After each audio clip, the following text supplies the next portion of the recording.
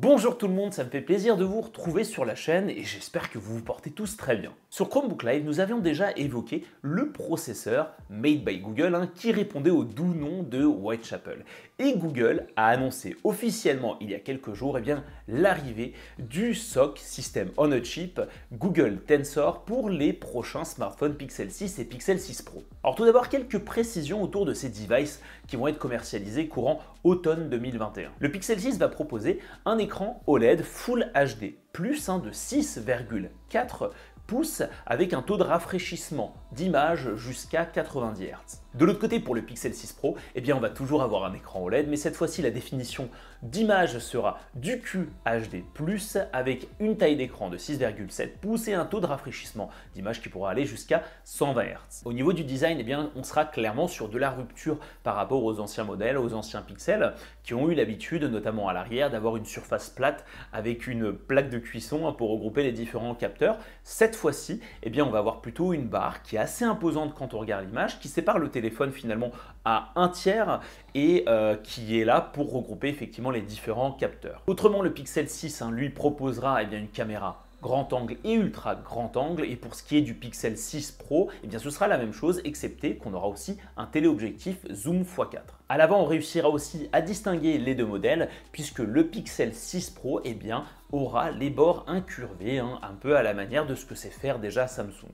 A noter aussi à l'arrière ce mélange de couleurs qui est séparé finalement par ces fameuses barres imposantes qui vient s'inscrire en cohérence, je dirais totale, avec l'interface Material You d'Android 12. Et pour ceux qui seraient intéressés par Android 12, sachez que j'ai déjà fait une vidéo pour expliquer comment installer la bêta et pour vous montrer aussi quelques caractéristiques, dont notamment Material You. Basculons désormais sur le Google Tensor, dont les Pixel 6 et Pixel 6 Pro seront les premiers smartphones sur le marché à l'embarquer. C'est effectivement un SoC, un SoC conçu par Google et qui apparemment serait lié, selon d'anciennes informations que j'avais partagées sur Chromebook Live, avec le SoC Exynos de Samsung. Historiquement, les Pixel Phones, ou en tout cas les derniers, sont propulsés par des processeurs Snapdragon de chez Qualcomm. Et là, Google a décidé de produire le sien, ou plutôt de proposer un SoC qui va regrouper un ensemble de composantes, dont la puce Titan M2 pour plus de sécurité, plus de protection au niveau de l'écran de verrouillage, de chiffrement, etc.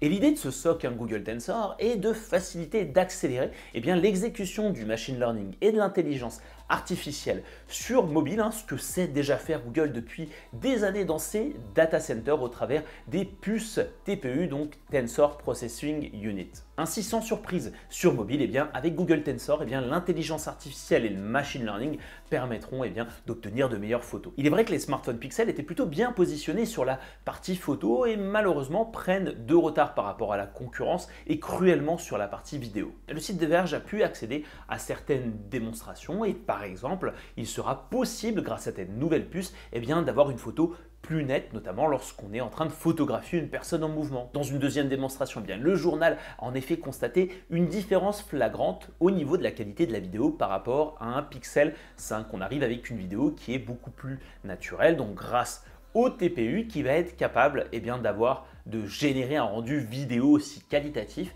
que sur la partie photo. Et en dernier point, Google Tensor serait apparemment capable de faire de la transcription de voix vers du texte directement sur le mobile sans avoir de connexion internet et permettre aussi de faire de la traduction en temps réel du français vers de l'anglais. Sur le principe, bien évidemment, tout ça, ça promet, mais il n'y a rien de mieux que d'avoir le smartphone entre nos mains et de pouvoir avoir aussi d'autres benchmarks pour constater les différences. Autrement, ce SoC propriétaire, qu'est-ce que cela va changer pour Google? Déjà, l'arrivée d'une certaine forme d'indépendance vis-à-vis des constructeurs de puces traditionnels. Vous avez un acteur en moins, Google va donc être capable de mieux maîtriser ses coûts et pourquoi pas de proposer un tarif plus avantageux pour les futurs acquéreurs des smartphones Pixel 6 et Pixel 6 Pro. Ensuite, bien entendu, la maîtrise de ces smartphones, de ces devices qui embarqueront donc le SoC, un peu à la manière de ce que sait déjà faire Apple. Ainsi, Google va être capable d'optimiser son OS et les fonctionnalités,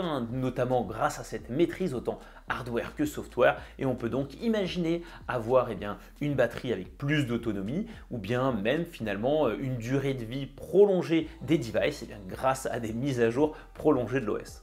On peut prendre l'exemple des Chromebooks qui ont une durée de vie de 8 ans puisque le Chromebook embarque Chrome OS qui est un système d'exploitation conçu par Google et toutes les plateformes techniques qui sortent sur le marché sont validées par l'éditeur et on pourrait imaginer avoir ce genre d'avantage sur les smartphones. Donc finalement, Google Tensor, c'est plutôt un changement positif pour la marque, pour Google, qui pourrait imaginer même finalement fournir ce SoC au sein de son écosystème de matériel. On pense au Chromebook, pourquoi pas au Google Nest Hub ou bien même au smartwatch sous Wear OS.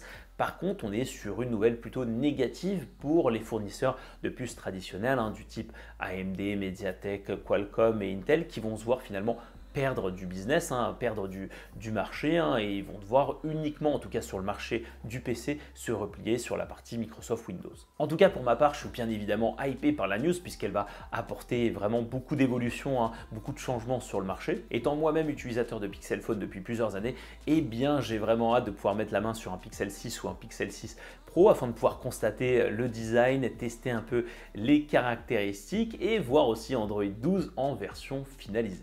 En tout cas, merci d'avoir suivi cette vidéo, j'espère vraiment qu'elle vous a plu. Si c'est le cas, n'hésitez pas à liker et à la partager et surtout à vous abonner à la chaîne Tech Live. Et je vous dis à la prochaine. Ciao, bye bye.